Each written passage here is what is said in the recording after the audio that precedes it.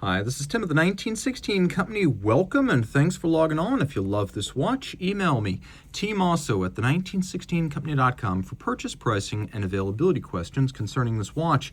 And this watch is a 2024 bronze case Singer 1969 timer bronzo. So it is a always running flyback 1-minute chronograph, very similar to a lot of 70s watches that combine some sort of always running flyback chronograph and a tonneau case form.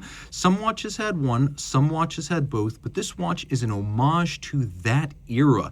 And it accomplishes a couple of things that are often mutually incompatible. Car-themed watches, even when intentions were pure and enthusiasm sincere, they usually backfire, to coin a pun.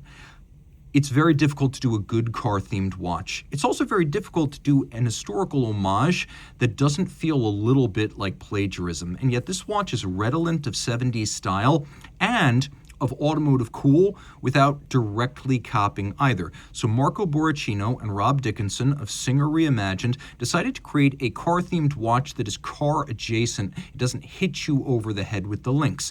Of course, Rob is famous for creating Singer Porsche, high-end resto modding shop known for its 964 generation resto mods. Marco Borrachino is an entrepreneur and designer who's responsible for the aesthetic of these watches. So, of course, the watch here has a 70s style tonneau case in bronze, 40 millimeters in diameter. It's a bit smaller than their previous watches at Singer Reimagined. It's 14 millimeters thick, about 46.5 millimeters of lug-to-lug, and then it's got a broad 22 millimeter spacing between the lugs. Taking a look, it almost feels like a modern iteration of the Omega Chrono Stop. You can see it fits well on my wrist, although it's a massive looking thing. When you actually move away and you view it in relation to the rest of the arm, the size is perfect.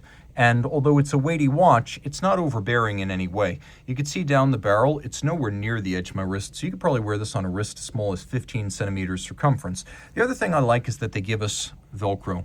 On a luxury watch, it's all too rare. Taking a quick look here, you can see it's got the Singer Reimagined logo on it, and within the range of the Velcro closure, you have unlimited adjustment. That's the nice thing. If you have a strap that is perforated and has holes, well, then you're limited to those holes unless you want to start doing it yourself with a punch. Here, you've got all of that flexibility, and it looks OEM. We've got leather, we've got textile, and around the opposite side, we've got a matching piece of hardware in bronze.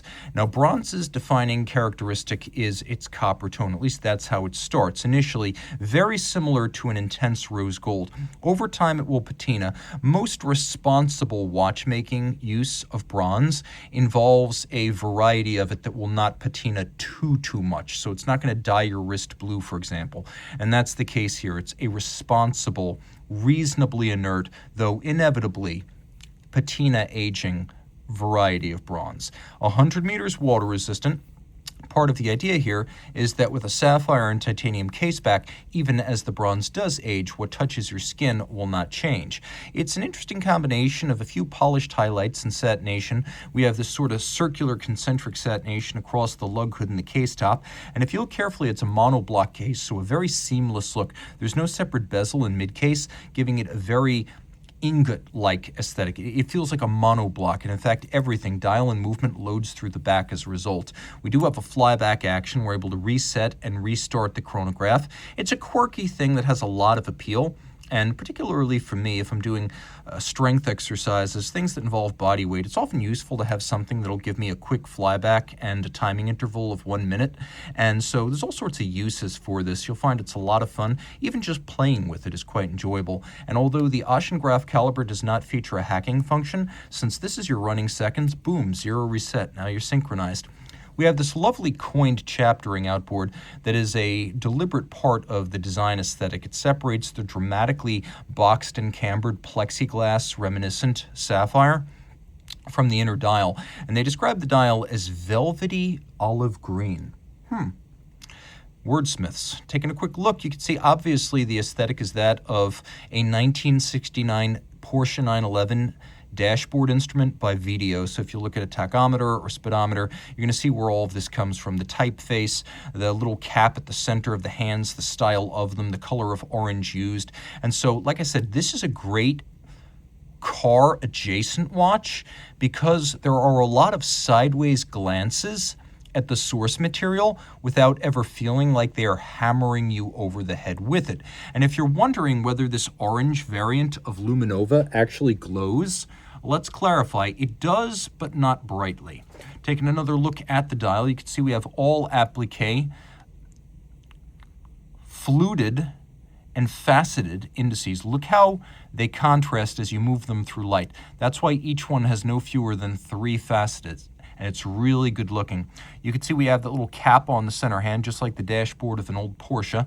Turning it over now, you can see the Chronograph. Now, the Chronograph can sometimes be a bit of a tease. You can't tell if it's automatic or not, because the Chronograph, like a 63, 65, would have the rotor under the dial. They went for a thinner watch here. So this is not an automatic winder. It's a manual wind. With 2 barrels, it's got a 72-hour power reserve, a 3 hertz beat rate. You can see it's pivoting on 37 joules. It's adjusted to 6 positions, which is uncompromising. 5 positions is a chronometer. 6 is truly impressive.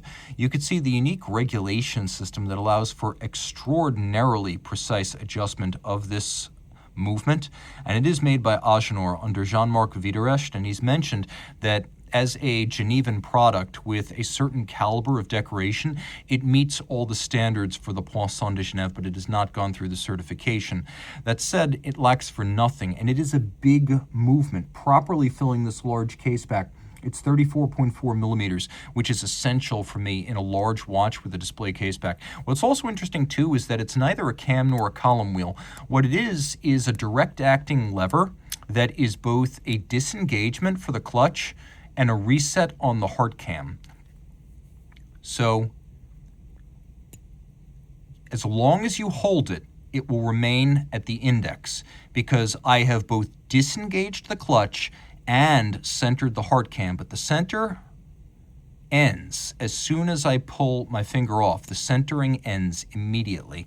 And so what you have here is a unique, neither fish nor fowl actuation system. It's not a cam, it's not a column wheel, but what really matters is that eyes closed, the feel and the sound are that of a column wheel.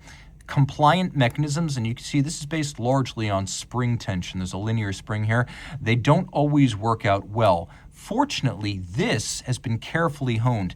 All the sensual features of this movement, from the winding to the operation of the chronograph, have clearly been workshopped, and they found a happy measure of involvement that'll make it fun to play with. We have stripes, we have engine turning, we have beveling, we have solarization on the ratchet wheel, we have polishing on the screw heads. You can see the engine turning not just on the base plate but on bridges and satination on the wheels. It is a great looking movement and a great looking watch. So reach out to Team Mosso at the 1916company.com for purchase and pricing details.